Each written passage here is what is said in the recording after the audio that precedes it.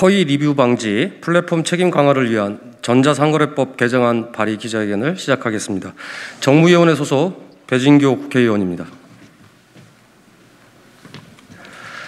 얼마 전 정의당에서는 자영업자를 대상으로 리뷰와 관련된 실태조사를 진행했습니다. 조사에 의하면 리뷰의 매출이 영향을 끼치는지 묻는 질문에 74.3%가 그렇다고 답했으며, 악성 리뷰와 별점으로 인한 피해 경험을 묻는 질문에도 63.3%가 그렇다고 답했습니다.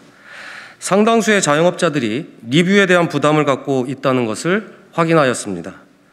코로나19로 인한 비대면 거래가 활발해지면서 플랫폼 입점한 중소자영업자 수가 늘어났습니다. 소비자는 이 수많은 업체 중 한 군데를 선택해야 하고, 이때 기준이 되는 것이 바로 주로 리뷰와 별점입니다. 업주에게 리뷰와 별점은 단순 감상이 아닌 실제 매출에 영향을 미치는 요소가 되었고, 리뷰를 관리해야 하는 구조가 만들어졌습니다. 리뷰 때문에 과도한 서비스, 무리한 환불 요구도 받아들여야 하며, 때로는 알바를 써서 리뷰와 별점을 조작하고 허위 리뷰를 작성하는 등 여러 문제가 발생하고 있습니다.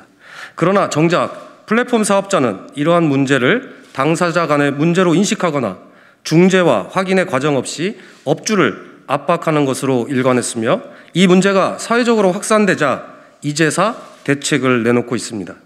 그래서 저는 법제화를 통해 플랫폼 업체의 책임성을 강화하고 대가가 오고 가는 리뷰 작성, 허위 리뷰 작성에 대한 금지 및 처벌을 명시한 전자상거래법 개정안을 발의하고자 합니다. 법안의 주요 내용을 말씀드리겠습니다. 통신 판매 중개자, 즉 플랫폼 사업자에게 리뷰의 수집 방법, 정렬 기준 등 정보를 공개하게 함으로써 투명성과 객관성을 담보하고자 하였습니다.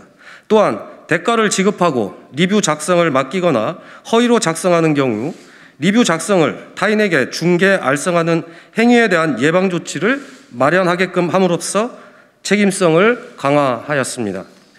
통신 판매 중개 의뢰자, 즉 플랫폼 이용 사업자도 대가를 지급하고 리뷰 작성을 맡기거나 배열 순위, 추천 수 등 이를 인위적으로 조작, 변경하는 행위를 금지시켜 공정한 경쟁을 할 수 있도록 하였습니다.